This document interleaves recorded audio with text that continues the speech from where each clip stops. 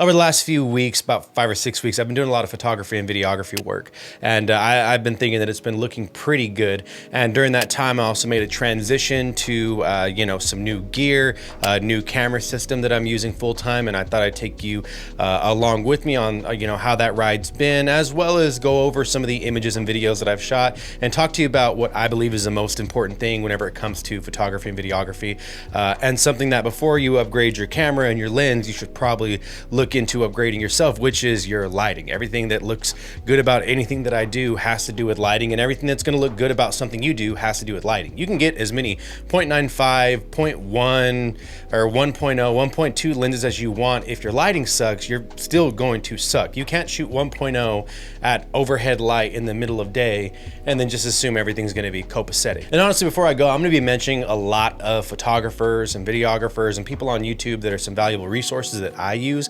I want to mention them. I'll put their videos down below if I remember them and what they are. Anyway, you'll see a whole bunch of DSLR video shooter, Cine Dailies, Grainy Days, Dorian Coleman, things like that. I'll be referencing people quite a bit, Volandis, that you may already know, but I just think the resources are very important. Also, I am very bad at B-roll, and I'm horrible at this YouTube thing. Whenever I'm working with people, I just don't have the mind that works that says, hey, get some B-roll of this, and it's gonna affect the video. So it all started a few weeks ago at the Ranch Motel. I went and rented a room for a couple of nights. Me and my wife could do a staycation, as well as being able to shoot with some models and to be able to get some content and update my portfolio. And during this, I wanted to work on my lighting techniques.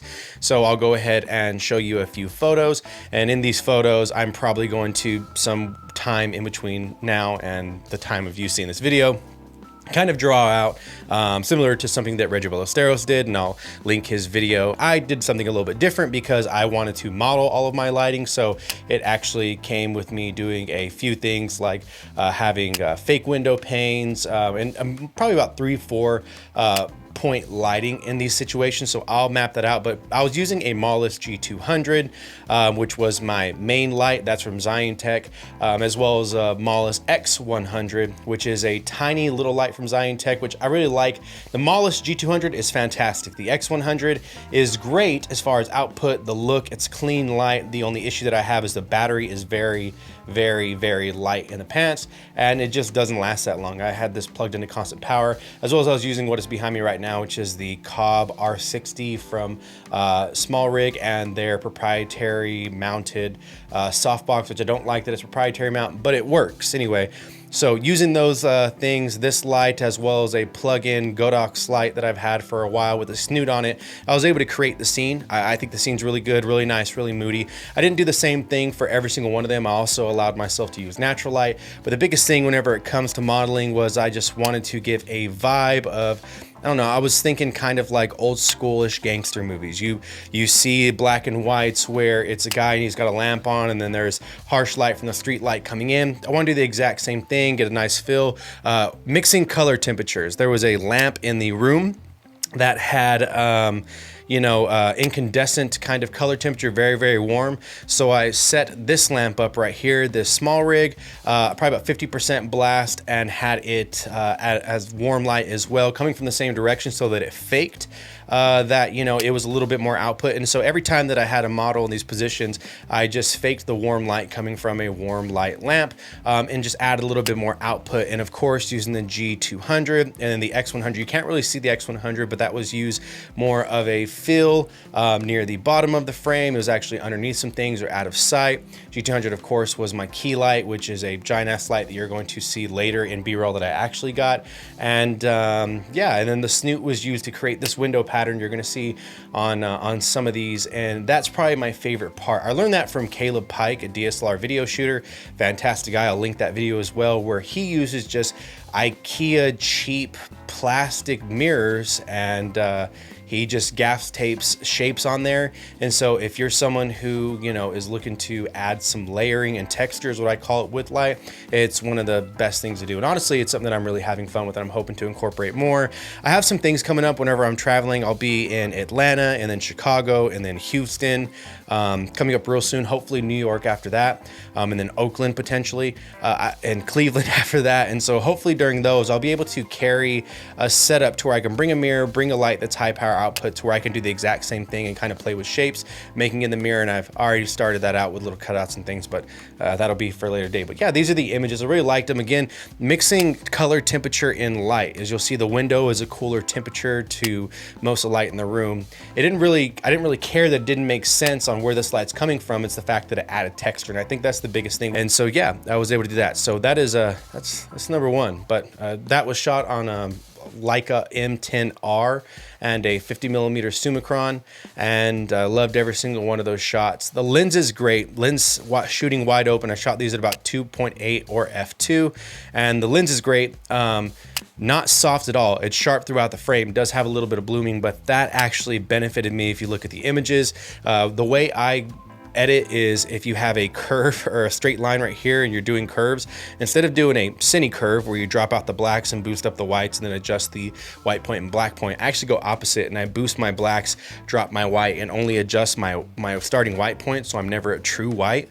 I never have that in any of my frames. That's actually the way that I edited this, and to me it looks like it came out pretty good. That's the way I edit all of my photos. It gives a little bit of washed out look that I'm able to add contrast as much as I want in later, and it allows me to control the shadow details as well as give more of a natural grain texture instead of the grain texture using the grain modulation basically in Lightroom. And so that's the way I get the look that I get. And then I just adjust sliders, and I'm adjusting saturation individually for each color instead of just adjusting the slider for saturation altogether.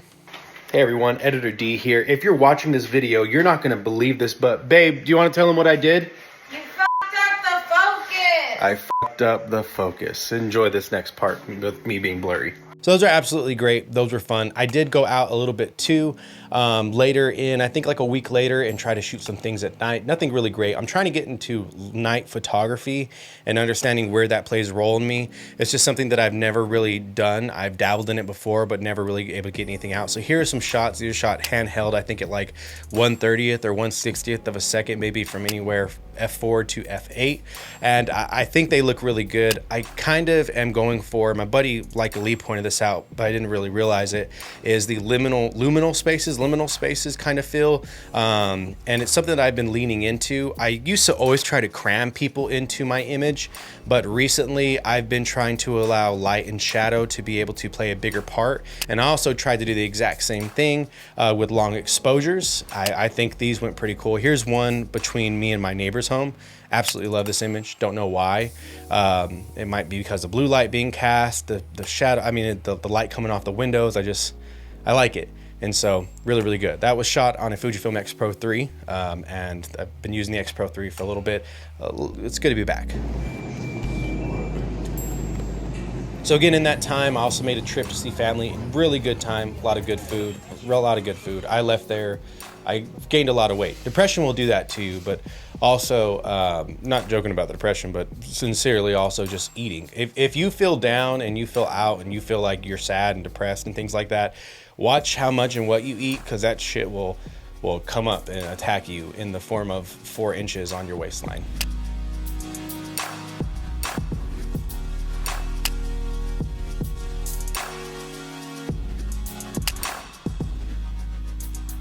But the time was good there. Same thing, was looking for ways that light played, you know, a role in a lot of the images that I take. So whether it's images of family, on a couch with light creeping in, whether it's being outside, shadow and light mixing, I kind of just made sure that I was doing enough to be able to present the images in a way that was more than just a nice candid photo. I really focused in on taking light, so much so that I kind of only took photos whenever it was, you know, golden hour on both sides of the coin. A lot of images shot in the Fujifilm X Pro 3. It's all I brought with me, 23mm f2, as well as an Olympus XA. Not sure if I'll show that. Scans are somewhere, but you know. Anyway, these are some of the images. Really like them. This photo in particular, my uncle really like it just because the light hitting him, the way it wraps around. It's using a straight out of camera JPEG. I try to mess around with Ektar using classic or nostalgic negative. Is that right? Not nostalgic negative, classic negative. Classic negative. I tried using that instead of classic chrome. Some people may like it, some people probably don't. I'm absolutely the worst at this YouTube shit. Case in point, I've been out and about for a little bit over an hour taking photos of everything. And you would think I would get B-roll of stuff. And nope, in the moment, shooting, testing the camera, shooting on GFX. So yeah, I haven't seen it this way. It happened. I did a lot of photo walks during this time, specifically trying to walk during intentional parts of the day, usually between 8:30 to 9:30. Here in the area that I'm at, there's a nice level of golden light from the sun, as well as the angle gets more of a downward push on things. And so you have a lot more light hitting the top of subjects or just subjects in general. And the shadow casts are still a little bit long, so you're able to play with light and shape and stuff like that. So there's a few more of those. The thing that I'm looking for whenever I'm shooting street hasn't been recently anything really about people. I've kind of stopped chasing faces. No, and that's not a bad thing. You can take photos of people if they're in public, just be respectful. And yeah, you know, if people are outside, you can take photos of them. I love good street photography video from the streets of New York as much as anyone else. But recently I've been leaning into what some people call topography. I just barely learned about this. I think it's topography. It's something that if you want to see more of it and you enjoy the look of some of these images, Jason from Grainy Days and Caleb from Bad Flashes, you can go watch either one of their channels. They do this where they go and they explore urban decay areas. When they walk around the city, they're looking for shapes, lights, buildings, things like that. I really do like stuff like that because it feels more historical and documentarian than just taking another photo of someone walking the street. Again, I like looking at those images of people walking the street. It's just not something that I've really been chasing recently. Recently, I've gotten into like Ansel Adams, and I've gotten into Andre Wagner and some of his imagery documenting the area that he is in right now in Brooklyn, not just the people. And so with that being said, I've kind of leaned more into that. I'm taking images of things for historic purposes or just for purposes of patterns or the look, maybe contrasting colors, etc. Colors opposite on the color wheel. That's what I've been leaning more into as well.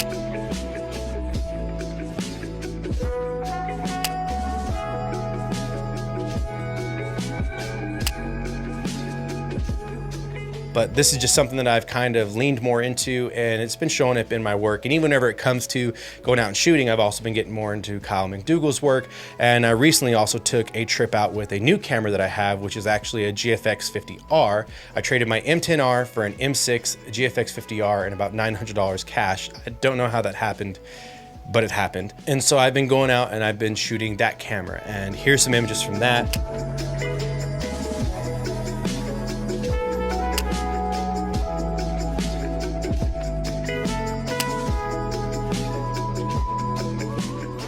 One thing I love about the GFX 50R isn't just the resolution. I do love how dynamic the images are. Dynamic range is off the charts. The ability to adjust colors is off the charts. These images look fantastic. I'm using on that camera, I actually have it right here. I'm using on this camera, it's actually a Contax lens for 35mm film. It is the Contax 3045 f2.8 Tessar star. I don't know any of that means. On this, it's around a 35mm field of view, which is great if you're someone who likes that, but it's lightweight, manual focus only, but it covers the whole sensor. Not really a lot of smearing, which I really like. I need to clean this sensor. I haven't, but yeah, I got this and it's been doing pretty well. I've enjoyed taking photos with this. I always do. It is slow, so let me take a photo and then I'll tell you how long until the shutter basically opens back up and I can take the next photo. And there's no card. I'm really bad at this YouTube shit. But anyway, when looking at these, I left my house at around 6:30 a.m. to drive to a location to be there around 7:30. At one of the areas that I wanted, I didn't want a lot of light. Reason being is because I wanted it to still have more of a cool blue feeling to it. I've been spending a lot of time outside, and during my morning commutes to go to my day job, I've been noticing the way that light mixes whenever the sun is rising, but there's still that cool blue tone from blue hour in the morning. And so it's been nice, kind of a mixture, and I've been trying to lean into that. And so with that, I absolutely did on this day. You'll notice the 4x3 aspect in these images, which I really do appreciate. I've just become a really big fan of 4x3, and medium format's always been something that has drawn me to it. I just haven't found the need to it, but recently I have just kind of wanted to lean into that. The manual focus experience on GFX is still great, which is something that I'm going to just keep. I've thought about getting an autofocus lens, but I just being with a Leica system for so long and only shooting manual focus for stills for maybe about, this is going on my 3rd year, it's just become a part of me. The peaking on these cameras is more than good enough. So I have that, and I have paired with it a Midicon 65 1.4, which gives really, really nice images. And from testing that I've seen, and others agree, it gets you pretty close images to, I believe, a Pentax 6.7 certain lens. I think like the 1.0 something when shot wide open. I don't know if it's that great, but the compression is fantastic, and it does give a similar view. And so really big fan of that. And yeah, so I've just been chasing light, especially with these photos. This one right here I really like. I don't know what this is. This is like just a water runoff, but it almost looked like a river. I like the big key sign. That's beautiful. There's this one I just got really close, because with the 45 Tessar you can get really close to your subject, and so I want to take a photo of the blades of tall grass or whatever this is, and I absolutely love it. Some of these images really do capture the feeling that I was going for. I think one of the things, again, that I'm looking for is less people, and it's not that people are a bad thing, it's just that the space around us is so filled with people and with buildings and so many things now that it kind of, you know, feels nice to be able, when I see these images, not have the feeling of being overrun by just commercialism, you know, and shitty infrastructure in the state of Texas. So kind of a big fan of this genre, whatever the it is. Now onto the videography side. I recently did a video. I was commissioned to do a commercial ad for a company, a nonprofit here in San Antonio called Wonder Theater, and they are running their production of Kinky Boots the musical. And so I was there to shoot that. Now, during that time, I was able to, you know, the stage manager was gracious enough to let me use, you know, the stage light in order to help light my background, to give an idea. I was able to direct some people, be on stage with them. But I had one talking head portion, which I think went great and looked great. I was really trying to match the feeling of mixed colors again, but even more mixed lighting, like the positioning of it. When you're walking on a stage, it's not so much always full coverage, because not every lamp is going to be the same color in every scene. So you're going to have a little bit of gradation whenever it comes to color. And so I kind of wanted to bring that out, as well as give more of a glamour shot kind of feel. So I had on there again the Mollis G200. And with that was with a Zion parabolic diffuser with the, you know, little cross pattern. I forgot what they're called, so that it's more of a direct light. And then I had as my kicker, however you guys call it, hair light, kicker, backlight, rim light, I had this right here again. This little guy is actually come in clutch, but it looked really good. And honestly, the G200 has probably been one of my favorite investments. It's small, it's portable. I absolutely love what I'm getting. The amount of output is completely bonkers, completely ridiculous. And so, but it looked great. It looked great. I was able to match with the lighting, a Kelvin temperature on the stage as well, and it looks like it matched 1-to-1. But during that time, running and gunning, I was able to pick up a new lens. For all my video work and professional video work, actually, right now on YouTube, I'm using this 18-50 from Sigma. But for all my professional video work, whether it's run and gun, fast movement, or it's talking head, I use SLR Magic lenses, and I got this new 35mm f1.3 or t1.3. I just feel like it's better control. I would rather manual focus, and I'll play some clips right now that came from this commercial. All of this is shooting on the XH2S F-Log2. ISO stayed at 1250 the whole time, whether it's 24 frames per second or 60 frames per second, and I compensated here with the aperture on these SLR Magic. Also have the 25mm. The colors that come out of this are fantastic, and the way it picks up light and the light rolls off is amazing too. Character wide open is something that looks very, very dreamy, similar to something that people love to get out of a Canon Dream lens. If you've ever watched, I think it's I don't know, it's the zombie movie on Netflix. It has Batista in it. I'll put it across if I remember what it is. But if you've ever watched that movie, it's shot almost completely wide open on a Canon Dream lens. Similar look that you get there, I get on this. and but stop down at around f2.8 and further on. It's tack sharp, clear as can be, amazing contrast. Love this thing. But even then, I was walking around on stage and I had this little light right here if I needed it, but I also had the Mollis X100, which the battery life hasn't been that great, but it's been good enough to be able to run and gun in situations like that. And so I'm holding with one hand a camera, just knowing my distance, and then on the other hand being able to hold that light, or just had someone there to assist me holding the Mollis X100 so that they could put some light on them from another direction. So it helped me fill in. Again, one of the great things about the Mollis lights from Zhiyun has been that I can match the color temperatures of that stage and actually match. You'd be able to tell if it was too cold, if it was too warm, but the fact that you can't tell, I'm holding a light off the side with a little bit of craft paper wrapped around it as diffusion at full blast. It's very, very bright. I think that's a good deal. So yeah, mixing my lighting again, trying to get a good feel for it and trying to hit people from different sides. During the talking head interview, I had it at about a 45-degree angle with the key light, and the kicker I had actually at 90 degrees, I believe is what it is. So straight on right here. Reason being is I had them positioned a little sideways, so they got more on the side of the face, which helped wrap it around. And then this one was angled a little bit straight on to where it lit the side of their body as well as a little bit of their face to kind of give it some contrast and made it look like it was natural lighting, hopefully from the stage. So really proud of that. Coloring and everything like that did in Final Cut Pro, XH2S, ProRes LT, internal in camera.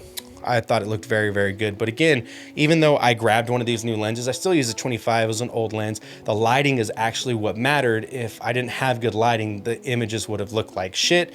And that's just an honest to God assessment. Good lighting makes a difference. I can't shoot wide open on this enough to make up for bad lighting. And even more, if I shot wide open on this the whole time, I wouldn't have been able to hit focus, number one. And number two, I would have had a big problem because the image would have looked soft, because again, dreamy look when shot wide open, and I'm pretty sure the client would have been at least a little bit pissed.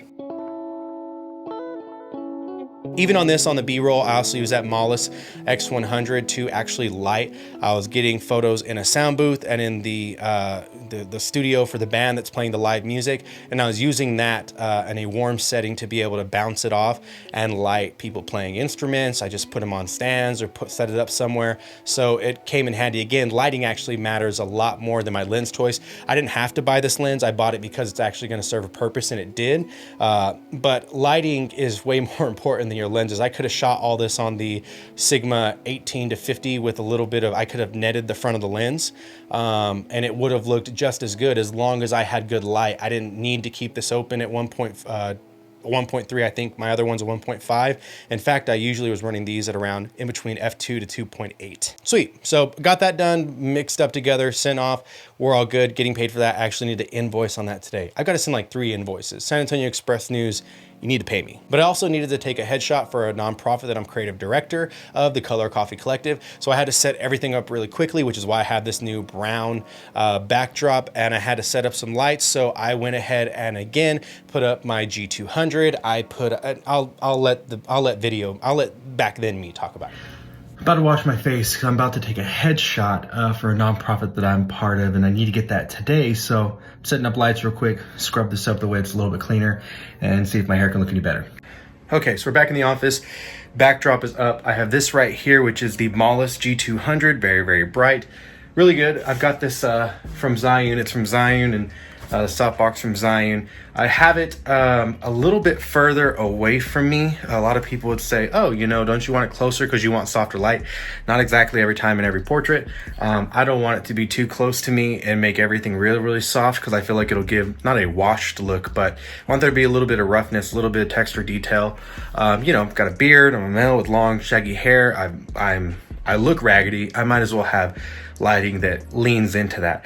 Behind me, I'm going to be using this as my hair light kicker, whatever you guys call it.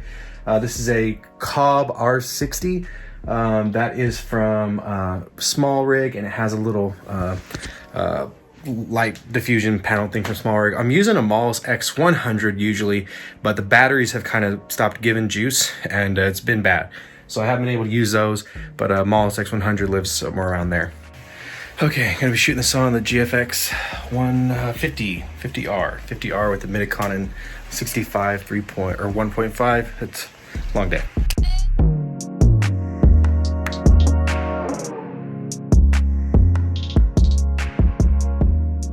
So that was shot with the Midicon 65 1.4. I don't know why I had trouble speaking then. I think I was in a rush. GFX 50R.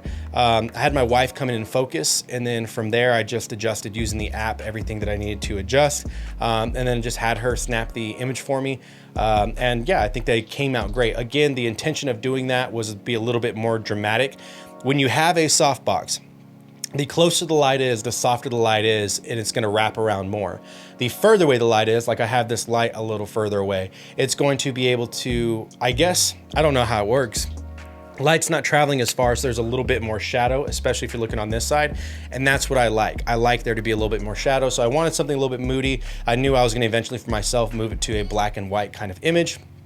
And of course it did the damn thing. Again, learning how to play with light is very, very, in fact, let me show you a resource that I have for playing with light. Okay, so there's this book I got from Half Price Books. It's called, oh, wrong one, but this is also good. It's called Flash. And this one just shows you how to use Flash and how Flash affects colors as well as images, and basically how to meter for certain things, like if you're shooting film, if you're shooting auto flash, manual flash, how to judge distance, how to diffuse, etc. So this is one of those good things. I have a whole ass book on lighting for portraits, and it goes over gels, it goes over positions, it goes over harsh lighting, it goes over book lighting, it goes over diffused, it goes over gridded lighting. And again, these are things I got from Half Price Books. This one was like $1.99, and the other one was $5. And I literally still to this day do that. I'm not joking around. I will go to Half Price Books and I spend time in the learning photography section. So I have a book on how to write photography grants now. I have a book on using Flash. I have a book on using, you know, constant lighting, video lighting. I think it's very, very important for you to learn about lighting. I think the issue that we have is everyone assumes if I learn Flash, I'm done. If I learn how to light properly for video in this one situation, I'm done. But different positions on light give completely, vastly different looks.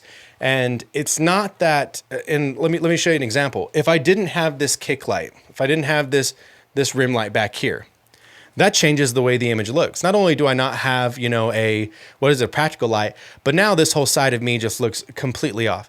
Let's say I just did with the light in the room. That's it. This is the way the video would look. I could bump up my ISO, but it'd look really, really tacky.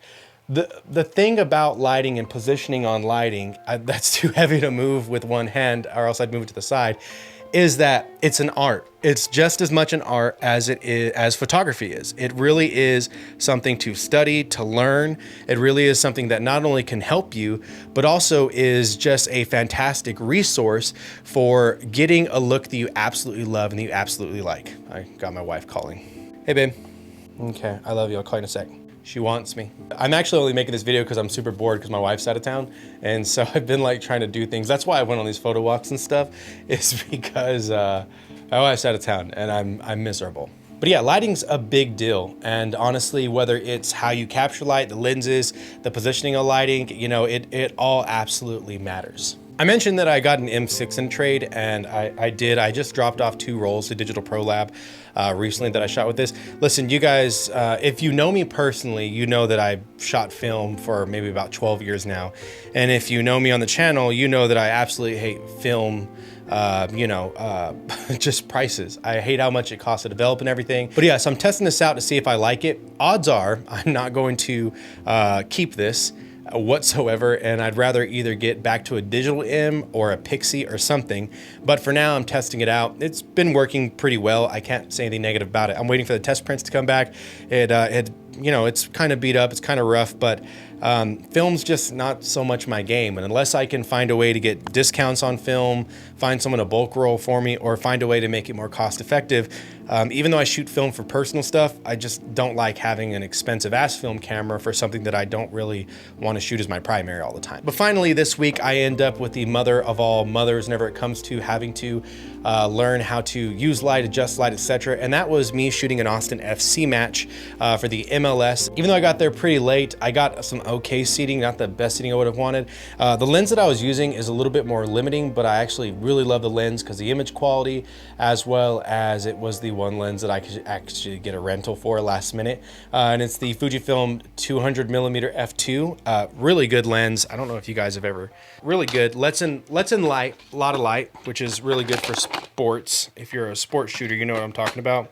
I don't really care too much about the depth of field. That shit has never mattered to me. But as far as light, yeah, lets in quite a bit. I was able to keep my shutter speed around 1250 to freeze a lot of the motion and keep my ISO at 1250, which meant low grain on all the images, and it checks out. And so yeah, this bad boy was on my XH2S, which I'm recording on right now.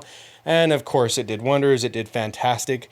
I was just set up and sat in a weird position. And unfortunately I had a lot of obstacles to shoot through, but the images came through.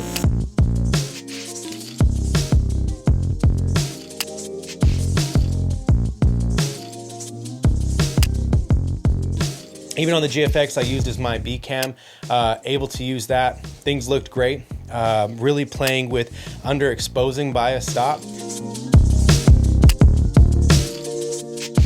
So I can see the way it looks, so I can see the stark contrast of the shadow and the light, even on this when shooting, and the way I'm editing it. Trying to make sure that I'm not over lighting a scene that was already kind of dim. Stadium lighting, as you know, can only do so much. And I kind of just leaned into that. It's a nighttime game. I should be able to show nighttime contrast while still being able to keep my colors in check if I am worth my weight whenever it comes to editing.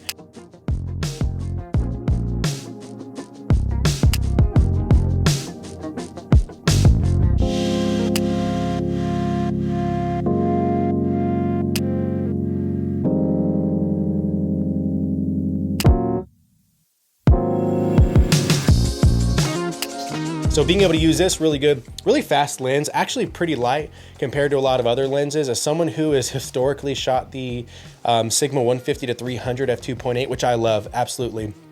There is a 90% chance I'll be getting a 1DX Mark II soon, just so I can be able to use that lens again. But unless Fujifilm comes up with an equivalent, yeah, really, really fun night, really great to take the images. I got home at midnight. Was not happy about that. Was not happy about that. Even then, used flash with the M6, took it for fun, and all in all, I just had a good time over the past couple of weeks. And the images, for the past couple months have been fantastic in my opinion. Really enjoyed them. Have I shot every day? Nah, not at all. Have I taken great images every day? Nah, not really. But the one thing I have been doing is have been chasing light. I traded out of one camera and I got two cameras out of it. More importantly, I got lenses that I feel like lean into more of the look and style that I'm going for now.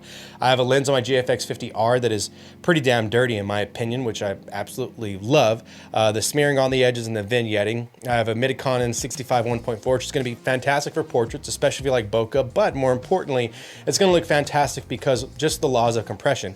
Yes, for those of you that say that you can use a 50mm 1.1 or 1.0 and get the exact same look in full frame, you can't. And just because you don't understand depth of field or compression doesn't mean the rest of us should be punished with your bullshit. Get off of Reddit, everybody. Get off of Reddit. I've been practicing lighting. I've been studying things. I've been putting things into use, whether it is the lights, whether, with the mirrors and bouncing things off there to be able to shape it, whether it's the lights with the parabolic diffusion, figuring out book lighting, whether it's light with flash, whether it's light in golden hours, and seeing the way things bounce off of things and noticing stuff like length of shadow during certain times of the day. I've just leaned more into being aware of lighting, and I feel like that's going to take my images to the next level. Not everything can be a perfect setup, meaning every day can't be golden hour at every time, meaning some days we don't get a golden hour because of overcast. Some days, you don't have outlets to be able to plug in constant lighting. Sometimes you don't have the opportunity to be able to use flash somewhere.